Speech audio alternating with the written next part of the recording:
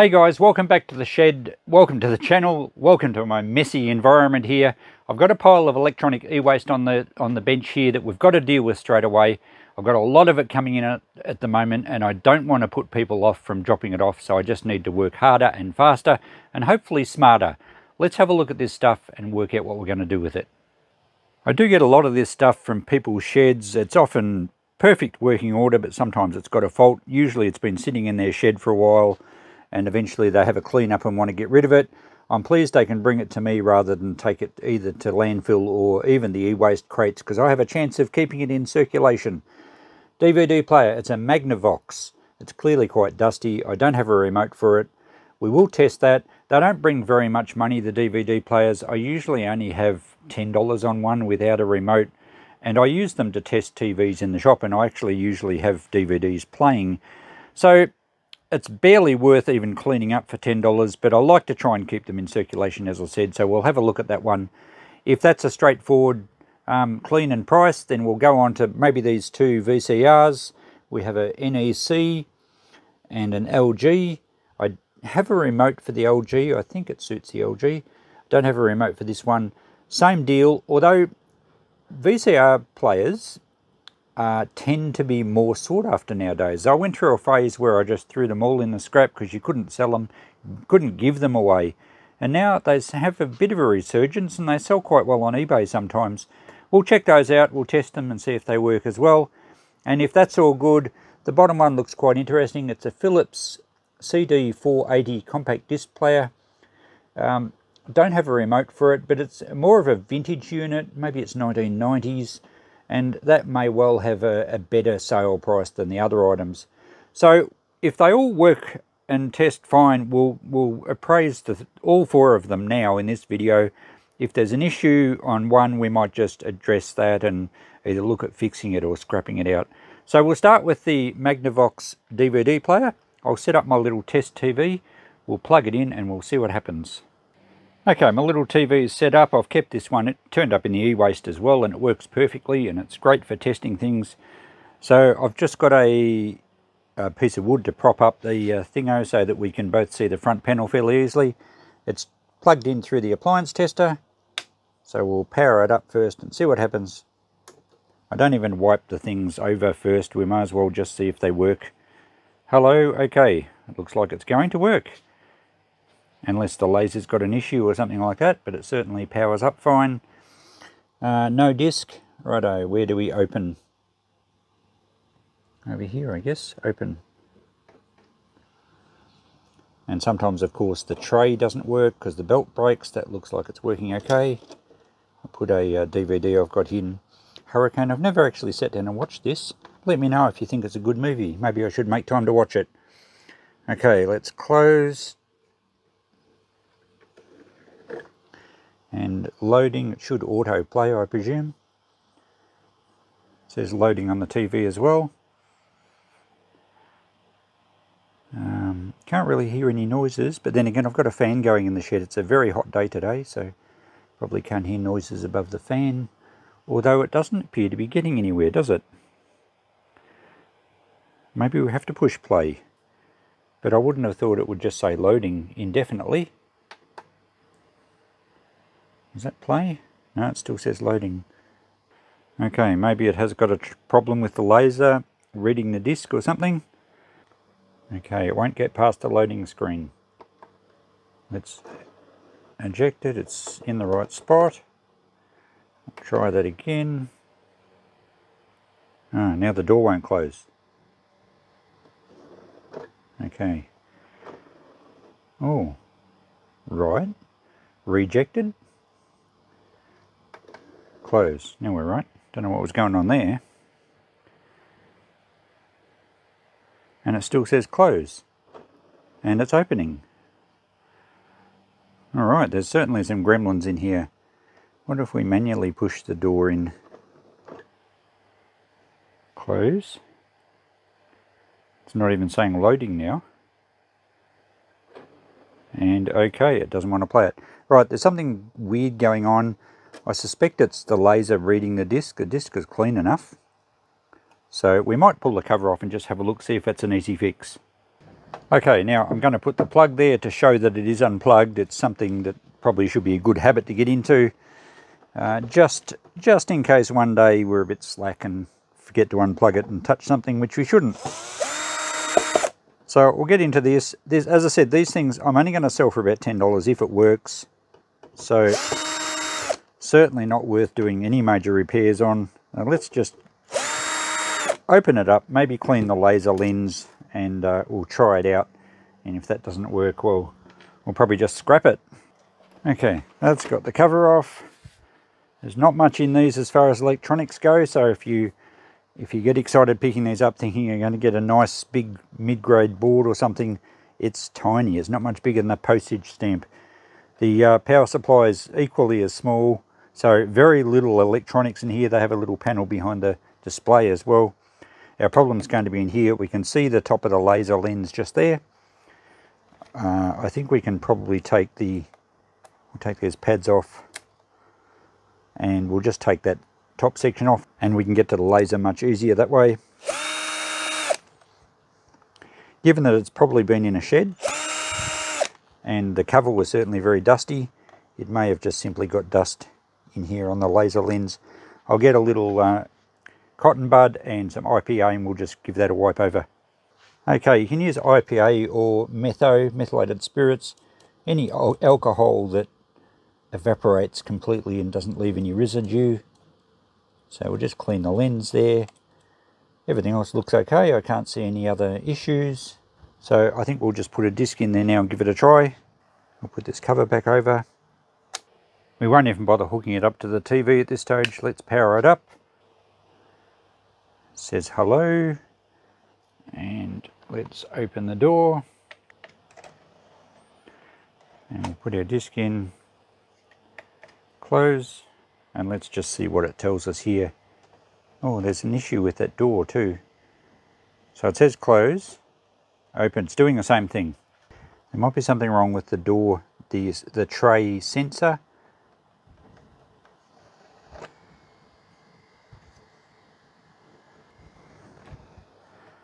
Okay, our disc isn't spinning.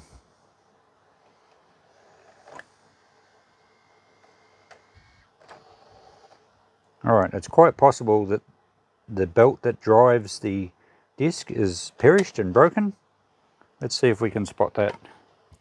Okay, the little part that drives the disc is actually mounted directly on the motor. There's the motor for it. So that's pressed straight onto the shaft of the motor. So the motor's not spinning.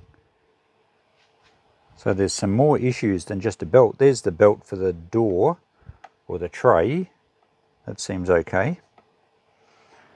Let's turn it back on and close the door. And that should be spinning. And it's not. Now you do have to be very careful with the lasers in these. You don't want to look straight into the laser when you've got it apart and you're trying it. I'm way out to one side, so there's no problems there. But this motor isn't spinning. So that's either the motor's got a fault or the power to the motor is not happening. And I wonder if that's because of a sensor switch or whether there's something wrong on a board. It's way more complicated than it's worth for $10. So I think I'll just scrap it. Okay, so that's how quickly we look at these things. It's, as I said, it's not economical to fix to make $10. It's barely worth wiping a rag over it. However, I like to try and fix things, and most problems are quite simple. In this case, it was more involved, although if you know what was likely wrong with it, leave a message underneath. It's going to be too late for this one, but we can all learn by reading those sort of comments. So what I'm going to do is just scrap it out now. I have disconnected the power, and I'll show you what value I can get out of these, or at least what I save. So we'll pull these ribbon cables off here. Everything should unplug. I don't worry about anything as far as there's 3 little electric motors, but they're very tiny and they take a bit of mucking around to get out. So I don't worry with any of that. I used to even save the plastic cogs and sell them.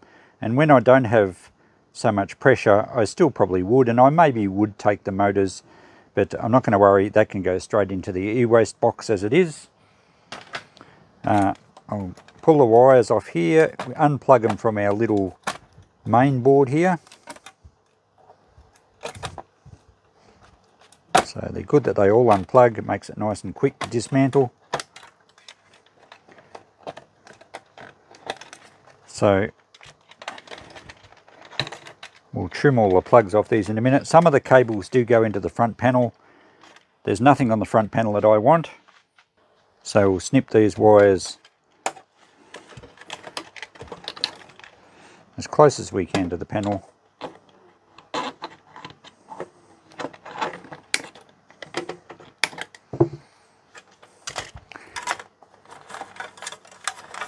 And we have the mains cord to deal with in a minute too. So we'll just whip this little main control board out. It's only the one screw, and there'll be one screw or a couple in the back.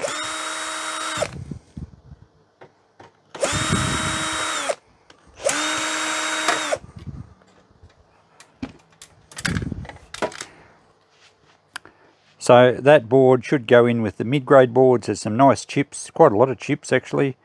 There's a little IC in a socket there. I wonder if that one's worth saving. There's quite a bit of weight on the sockets, but because it's got so many chips and no other junk, it should be able to go into the mid-grade box. The little switch mode power supply module we'll take out as well. Not that there's any value there, there's only the one screw and a couple of plastic standoffs. Little transformer there you can lever off if you like. I tend to save some of these little switch mode power supply modules purely because sometimes I use parts off them. And a few of you that watch my channel for quite a while know that I've had a fight with a few switch mode power supplies trying to fix them.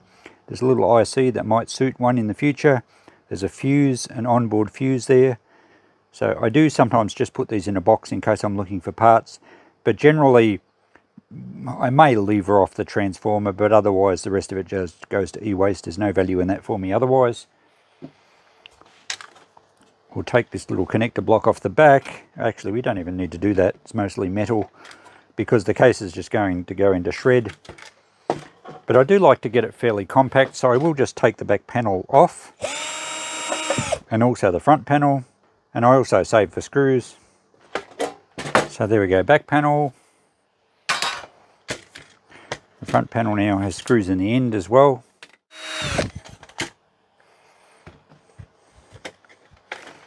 And that usually just unclips. So there's our bottom panel. And we will save the main switch. I have had occasions where I've needed a main switch to repair a job. And even though they often have different buttons on the front, they all push on a standard square. So the actual switch is interchangeable with a lot of units, even if the button doesn't look the same. We will leave the button with it, but that switch did work fine. I'll just cut the heat shrink off here, slice along the metal casing. I have to snip the back of it off, so I'll peel that away. And we'll snip the wires just off next to the contacts. And that's a switch that I'll keep for possible future use. Alright, let's sort out our wiring too. We've got a little zip tie there, I'll get rid of that. Chop the plug off there. Some mains wiring and the rest of the cord. Take that plug off.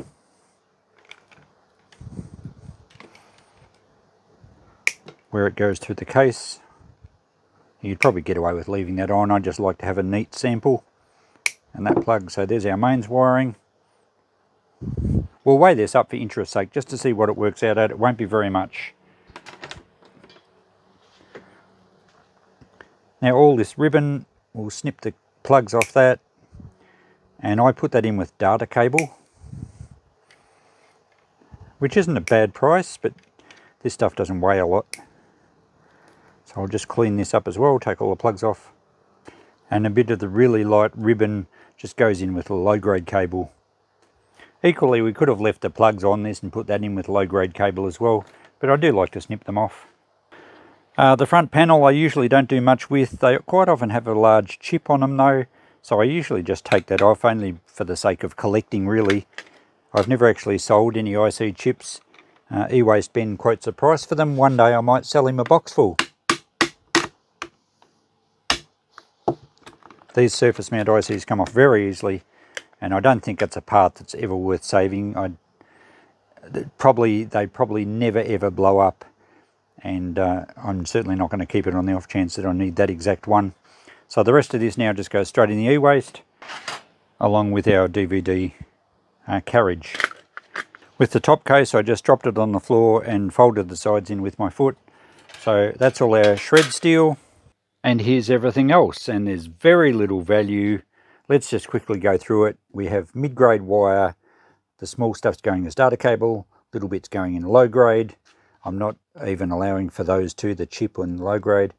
One tiny mid-grade board, one power board that I'm just going to hang on to for now, but really there's only a few, well, a cent or two worth of a transformer, not much else, maybe a couple of parts I could use. Switch, I'll probably get a couple of dollars for, a little bit of hardware I save, and just some general e-waste there. So let's look at the notepad. You certainly wouldn't want to go and scrap these things as a regular thing if you want to make some money. $2.80, and the only reason we got $2.80 is because I valued the switch at $2, so less than $1 worth of scrap. The best was the shred steel and then the insulated wire. So what I'd suggest, if you get a DVD player like this that doesn't work, chop the cord off it. So you got about 30 cents worth of cord, and throw the rest of it without even dismantling it into the shred steel. You're going to get maybe 40 cents because it'll be a little bit more weight, and they do allow for contamination in the shred steel, the scrap yards. So there's your value, no labour. Forget about these little bits and pieces. I only just pulled it apart because I wanted to try and fix it. Normally I wouldn't scrap out something like this, and now you can see why. So there you have it, guys. It turned out to be a repair video, or potentially ended up just being a scrap out. At least we've dealt with it. I'll get to the next items in that pile in future videos, which I'll probably follow on very quickly because I don't want to put them in my shed. Hopefully the others all work and it's just a test and clean up. So thanks for watching. You've learned something, I guess. Don't bother pulling apart a DVD player for scrap value. But anyway, I get them all the time. I was a little disappointed to actually not fix it. I feel like I've ripped you guys off a little bit. I like to try and fix stuff, and usually economics doesn't come into it. I've battled with things for hours that are only worth $5 to $10, but I get so many of these DVDs, and you know, if I load myself up with jobs like this, I'll never get onto the more important jobs and get my shed cleaned out. Thanks for watching, guys. Catch you in the next video. Bye for now.